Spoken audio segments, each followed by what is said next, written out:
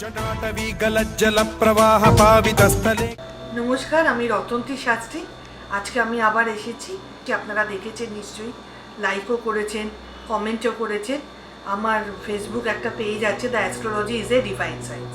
তো এখন মানুষ ভীষণ বিভ্রান্ত। কি না, আজকে আমি রং নিয়ে আলোচনা করব,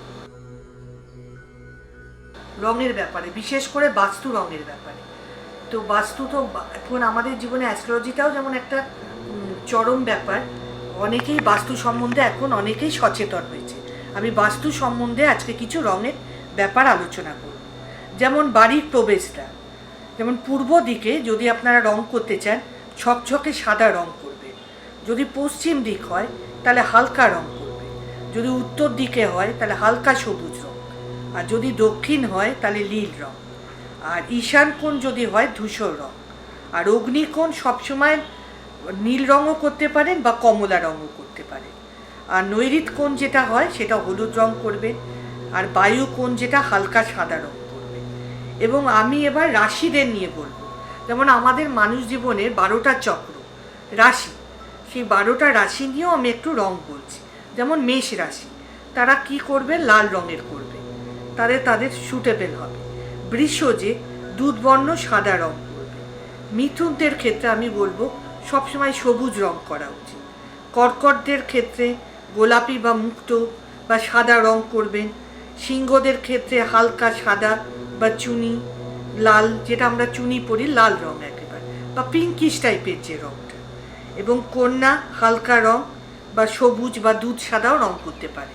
তাহলে এই সব রঙের সঙ্গে তাদের সুটেবেল হয়। এবং তুলার সঙ্গে আমি বলবো সবসময় সাদা রং, যেহেতু এরা শুক্রের প্রতীক, তো সাদা রঙের করবে। আর বৃশ্চিকের হচ্ছে লাল বা গোলাপি রং। মকরের সঙ্গে হালকা লাল বা গোলাপি রং। আর ধনু হচ্ছে সবুজ করতে পারেন বা হলুদ, সেটা আপনারা বুঝে নেবেন। আর কুম্ভের সঙ্গে নীল ও গোলাপি। মীনের সঙ্গে হলুদ আর উজ্জ্বল সাদা। এই সব রং মিলিয়ে আপনারা বাড়ি যদি করেন বাস্তু মতে, অনেকটাই বাস্তু হবে। কারণ বাস্তু মতে অনেকেই যারা থাকে তাদের মধ্যে অনেক বিভিন্ন রকম সমস্যা দেখা যায়। তারা ভাবে, অনেকেই অ্যাস্ট্রোলজির কাছে ছোটে, তাদের হয়তো চার্ট অনেক সময় দেখা যায় যে অ্যাস্ট্রোলজিক্যাল চার্ট তাদের ভালো, কিন্তু বাস্তু মধ্যে তাদের অনেক রকম প্রবলেম হচ্ছে, নানান রকম শারীরিক সমস্যা হচ্ছে, কখনো ইকোনমিক্যাল প্রবলেম মানে ফিনান্সিয়াল প্রবলেম হচ্ছে, বা তাদের ছেলেমেয়েরা ভীষণ উড়ো মন। কিন্তু এই সব রঙের সঙ্গেও যদি কিছুটা করা যায় তবেও কিছুটা শান্ত হয়, এবং আস্তে আস্তে ধীরে ধীরে এটা প্রকোপটা কমতে থাকে। নমস্কার, আমি আজকে এখানেই শেষ করলাম। যদি আমার এই ইয়েটা ভালো লাগে তাহলে আপনারা দয়া করে কমেন্ট এবং লাইক করুন।